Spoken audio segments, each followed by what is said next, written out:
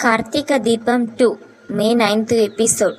దీప పుట్టుక రహస్యం తెలిసినా ఏం చెయ్యలేని స్థితిలో కార్తీక్. జ్యోత్స్న చేతికి చిక్కిన బావ. జ్యోత్స్న కార్తీక్లా చర్చ నడుస్తూ ఉంటుంది ఆస్పత్రి బయట. చూడు బావా, నీ భార్య బతకడానికి అన్నీ నేను చేస్తాను. ఈ ఖాళీ పేపర్స్ మీద సంతకం పెట్టు చాలు అంటూ పెన్ పేపర్స్ చేతికి ఇస్తుంది. నిస్సహాయంగా ఉన్న కార్తీక్ చాలాసేపు జ్యోత్స్నని తిడతాడు, కోప్పడతాడు. కానీ దిక్కులేక వేరే దారి లేక తగ్గుతాడు. జ్యోత్స్న సంతకం కావాలని బేరం పెడితే కార్తీక్ అల్లాడిపోతాడు. ఇంతలో డాక్టర్ కాల్ చేసి, ఏమైంది కార్తీక్, బ్లడ్ ఇవ్వడానికి డోనర్స్ వచ్చారా లేదా అంటూ ఆరా తీస్తాడు. వస్తున్నారు మేడం అని ఫోన్ పెట్టేసి జ్యోత్స్నను బతిమిలాడుతాడు. ఆ క్షణంలోనే కార్తీక్కి దీప గుర్తొస్తుంది. చిన్నప్పుడు తన ప్రాణాలను కాపాడిన దీప గుర్తొస్తుంది.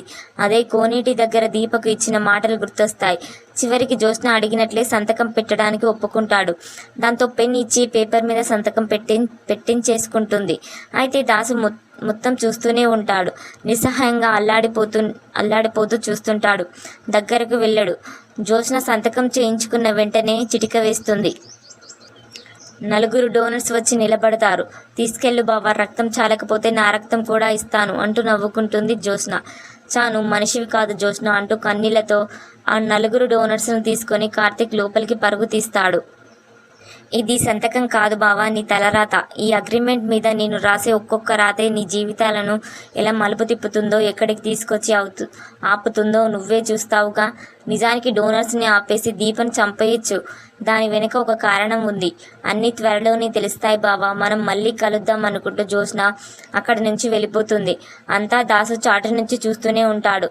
ఇక డోనర్స్ రక్తం ఇవ్వడంతో దీపకు ట్రీట్మెంట్ చేస్తుంది డాక్టర్. కాసేపటికి బయటకు వచ్చి దీప సేఫ్ అనే శుభవార్త చెబుతుంది. దీప సేఫ్ అని తెలియగానే కార్తీక్, కాంచన, అనసూయ చాలా సంబరపడతారు. అమ్మ మీరు వెళ్ళండి, నేను ఇక్కడ ఉంటాను, శౌర్య ఒక్కతే ఉంటుంది కదా అని సర్ది చెప్పి కార్తీక్ కాంచన, అనసూయలను పంపిస్తాడు. తర్వాత మందులు తేవడానికి బయటకు వెళ్ళినప్పుడు అక్కడ దాసును చూసి షాక్ అవుతాడు కార్తీక్. మామయ్య నువ్వేంటి ఇక్కడ, కాశీ తీసుకొచ్చాడా అంటాడు కార్తీక్. దాసుని చూసి, లేదురా నేనే వచ్చాను, నేను మదిలేక రాలేదు, నాకు ఇప్పుడు అంతా గుర్తుందిరా, నీతో మాట్లాడాలని వచ్చాను, ఇలా రా పక్కకు అని పక్కకు తీసుకుని వెళ్తాడు దాసు కార్తీక్ని.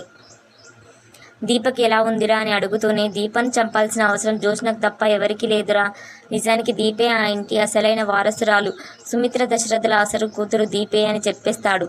కార్తీక్ షాక్ అయిపోతాడు. ఇదంతా కలేమో అనుకున్నా కానీ కల కాదు, నిజంగానే కార్తీక్ నిజం తెలుసుకుంటున్నాడు. అయినా కార్తీక్ ఏం చేయలేని పరిస్థితుల్లో ఉంటాడు. అది ఎలాగో చూద్దాం. ముందు దాసు కార్తీక్ ఏం చెప్పాడో చూద్దాం. ఏంటి మావయ్య నువ్వు అనేది, మరి జ్యోత్స్న ఎవరు అంటాడు కార్తీక్ అయోమయంగా. జ్యోత్స్న నా కూతురు అంటాడు దాసు. నువ్వేదో పొరపడుతున్నావు మావయ్య, ఎవరో కట్టుకథ చెప్పారు, ఇవన్నీ నిజాలు కావు అంటాడు కార్తీక్ అయోమయంగా. లేదల్లుడు, నా కళ్ళ ముందే జరిగిన కథలు అంటాడు దాసు. దీప కుబేర్ గారి కూతురు అంటాడు కార్తీక్. దీప కుబేర్ గారి కూతురే కానీ కన్న కూతురు కాదు అంటాడు దాసు. కార్తీక్ మరింత షాక్ అవుతాడు. కావాలంటే వెళ్ళి అనసూయ గారిని అడుగు అంటాడు దాసు. మరి జ్యోత్స్న నీ కూతురు ఎలా అవుతుంది అంటాడు కార్తీక్ అయోమయంగా.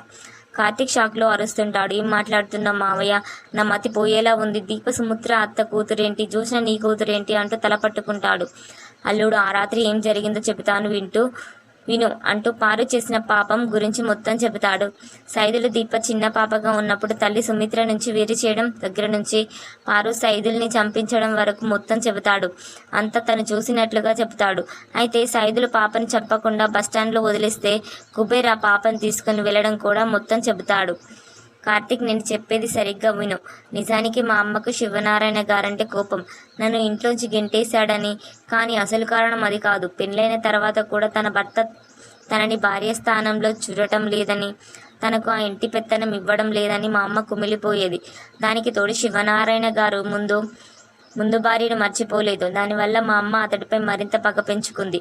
అలాంటప్పుడు నేను పనమ్మాయిని ప్రేమించానని ఇంట్లోంచి బయటకు పంపించేశాడు ఆయన అటు దాసు ప్రతి సీనుని చెబుతాడు.